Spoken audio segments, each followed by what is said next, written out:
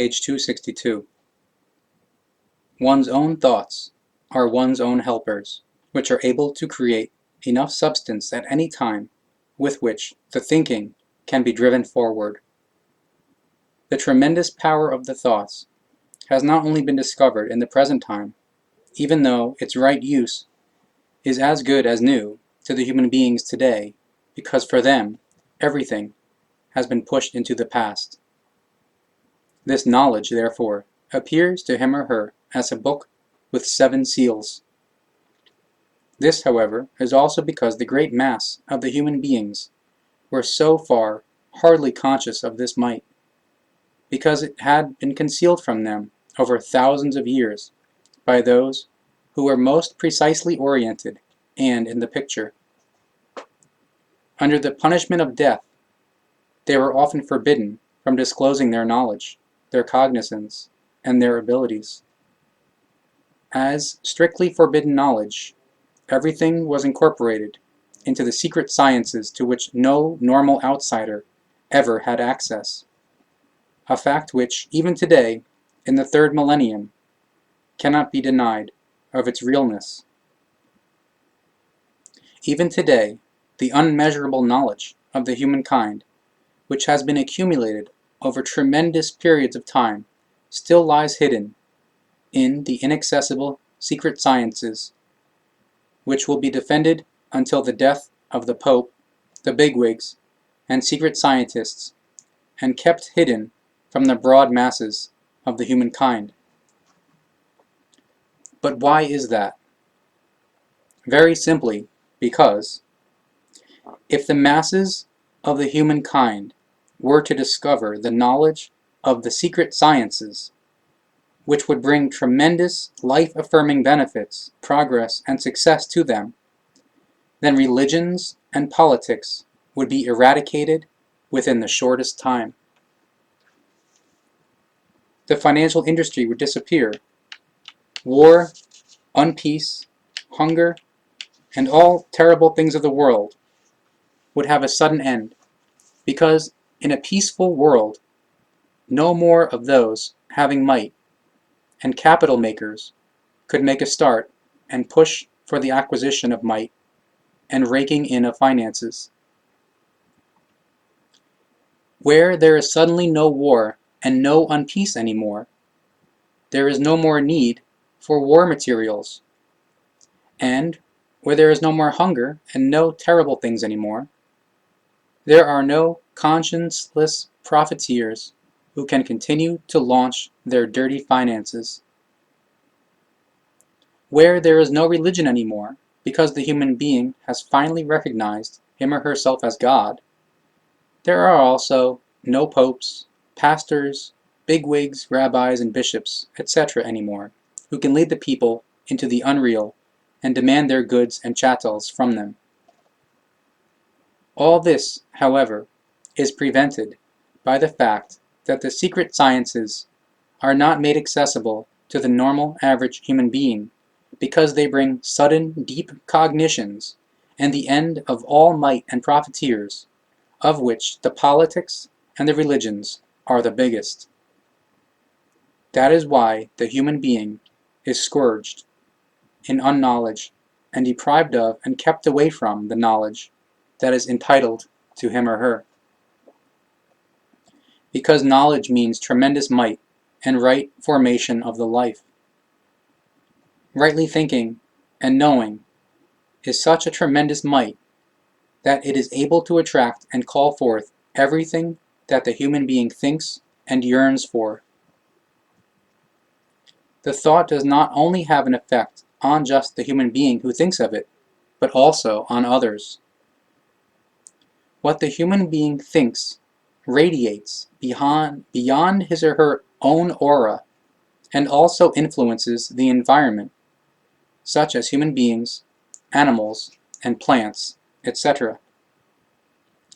Radiated evil thoughts, worries, hatred, unsatisfaction, etc. are, with a boomerang-like effect, hurled away and back, in which case they inevitably strike the sender of the thoughts again, with devastating gewalt. But it also happens in this manner with good thoughts, which then, however, have a corresponding good effect. Thereby, however, it must be heeded that the human being has two different thought forms, namely, a life-based one and a feeling-based one, which, however, are yet to be explained in detail. The thinking, the thought, is the actual consciousness-based great might of the world. The thought is unsurpassingly stronger than any other power, much tougher, mightier, and more undestructible than all material and external influences and conditions.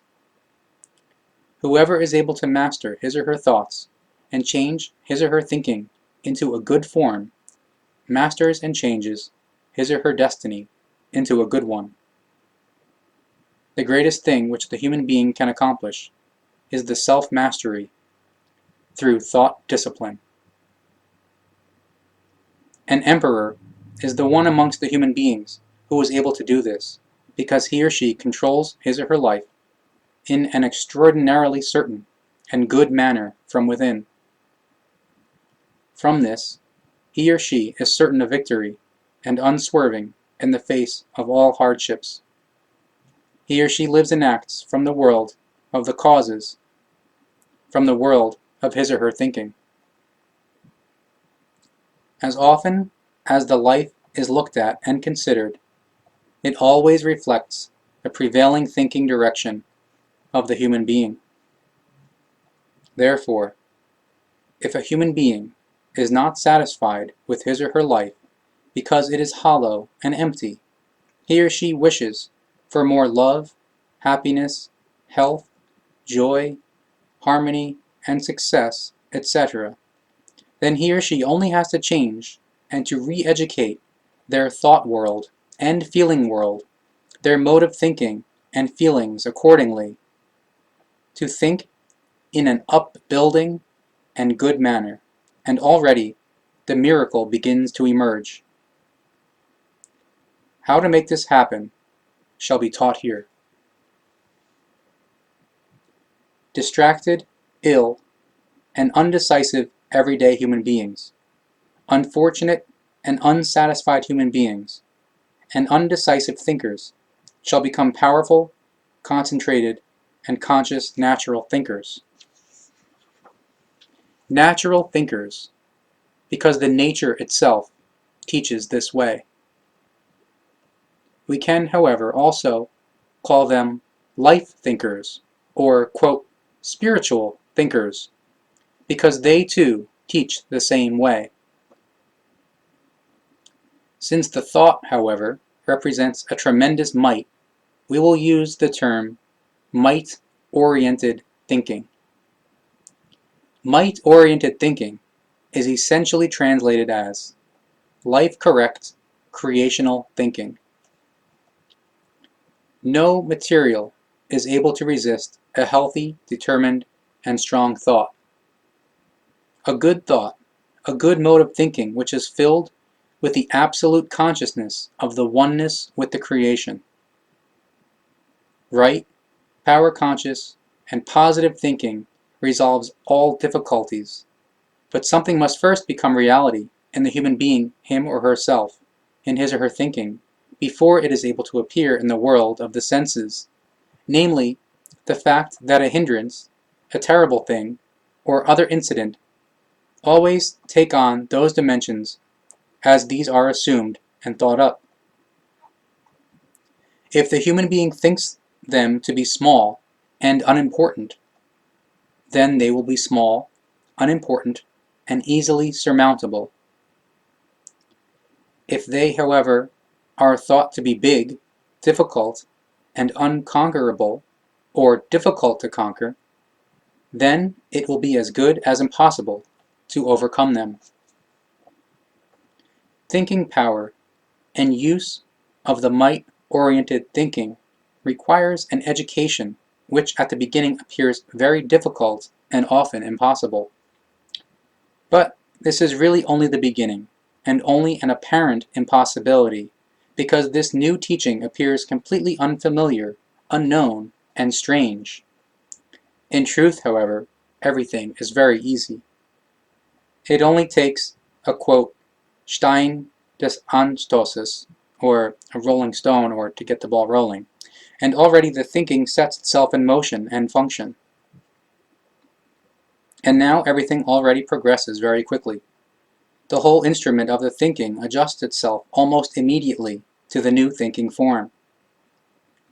All the apparatuses connected to the brain change their energy, strength, and transform it, simply like an electro-transformer. All ganglion cells, neural pathways, etc. automatically adapt to the new attitude and further the new, right, and positive, might-oriented thinking. It only takes a short time until the positive, might-oriented thinking proceeds habitually. Certainly, all beginnings are difficult, and there is never a prize without previous effort. But practice makes perfect, and if one practices long enough, then the point in time comes inevitably when the might-oriented thinking becomes a habit. Thinking represents a purely consciousness-based process. This process is formless, but it possesses life and power. Often, a thought that is once thought lives very much longer than its originator. Every mode of thinking, every kind of thinking, and every thought has a very distinct effect, either for the evil or for the good. This, in the body as well as in the character, in the destiny and in the environment. Every thought is anchored in the subconsciousness, and from there embodies itself in the form of the resulting deed and the outcoming effects, etc., and influences the psyche, the physical body, and the environment. Consequently, those who continuously concentrate their thoughts on hatred and revenge eventually end up, inevitably, as murderers or manslaughterers, etc. Concentrated thoughts of the self-pity, the helplessness, the feeling of, quote, being rejected, forgotten, disdained, useless, and superfluous, etc., ultimately end in the suicide. If the thoughts concentrate, on the other hand, on progress, success, happiness, love, etc., then a corresponding success will ensue with the accuracy of a precision clockwork. So everything that is thought is determined for being or non-being, because the thought, the thinking, carries the human being upwards, up to unexpected heights, or it hurls him or her downward, down into the deepest depths of the annihilation.